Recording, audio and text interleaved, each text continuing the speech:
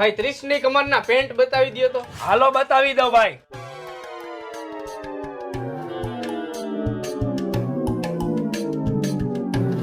જોવો ભાઈ. હજી બીજા બતાવો.